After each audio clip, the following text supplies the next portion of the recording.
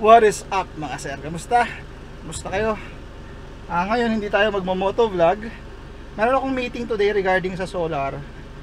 Papunta kami ng Cainta, kasama ko yung kapitbahay ko para medyo makahinga naman kami ng ibang hangin aside from San Jose del Monte, Bulacan. Isasama ko kayo. Hopefully payagan tayo ng client na mag-film, makapag-shoot dun sa loob ng bahay. Tapos habang nagdi-discuss ako, nakikipag-transaction ako, sana payagan tayong i-film niya yung negosasyon para ipakita ko sa inyo kung paano ako nagko-close ng deal. Okay, paano ko ginagawa yung mga atake ko sa sales, paano ako nagbibigay ng mga ebidensya para makuha ko yung sale, paano ko nako-close yung deal or yung sale. So, let's go mga sir, let's go to Cainta. Yes sir!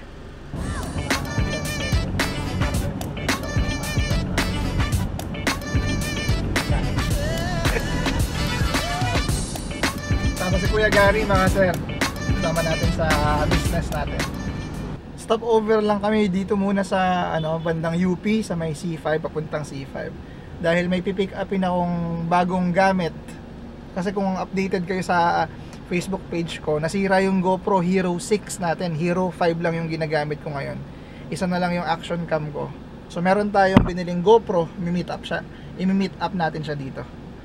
Dire-diretso ako. Yan na si Kenneth oh. Siya yung may-ari ng GoPro.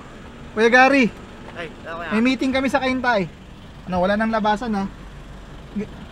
Di mo pa dinala yung original na box para kunwari brand new. Meron, dito. Nandiyan sa'yo? Ito na yung bago nating GoPro mga sir. Ano? Nadurog. Ayan, Hero 7. Thank you Kenneth ha. Uwi na ako. Sige, wait lang. Babayaran ko lang mga sir. Dala natin sa paano. Ano ito? Thank you. Okay. Pinabibinakin to. Lakad na kami. Okay, kuya, ingat. Bye. Kuya, ingat. So yan mga sir, nandito na kami sa Cainta sa location ng client. Yung GoPro na lang yung gagamitin natin na pang record or pang film dun sa loob mga sir. So yan, sama kayo. Ito mga sir yung bahay ng client natin. Ay, ayan, tinan nyo, bagong bahay pa. Hindi pa nalilipatan actually. So, hopefully, malagyan natin ng solar to. Ma-close natin yung deal. Chine-check up ko lang yung breakers kasi pag nagsa-site inspection ako mga sir, kailangan mong tignan to. Nakapagpalipad na rin ako ng drone kanina. So, para makita mo yung size ng bubong. Ganda ng bahay oh. Nice. Second floor nila to.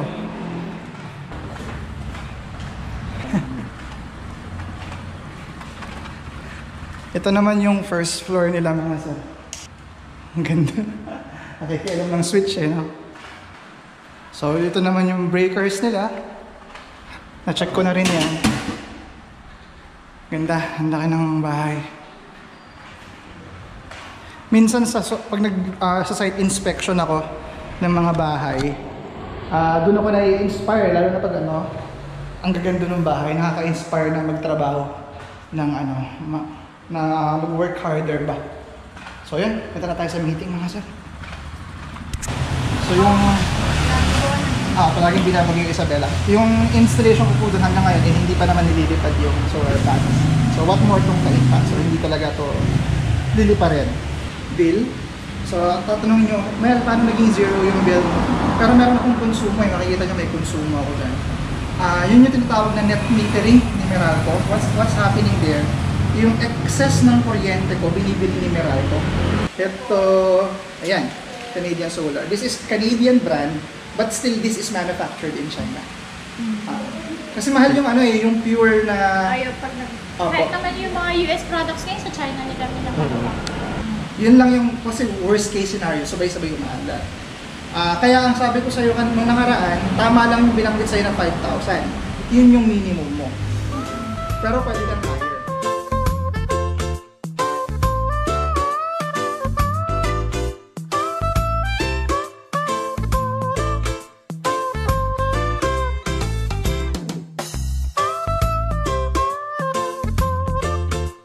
Yan mga sir, tapos na yung meeting namin ni Kuya Gary kay client natin na dito sa bahay na to nakatira mga sir.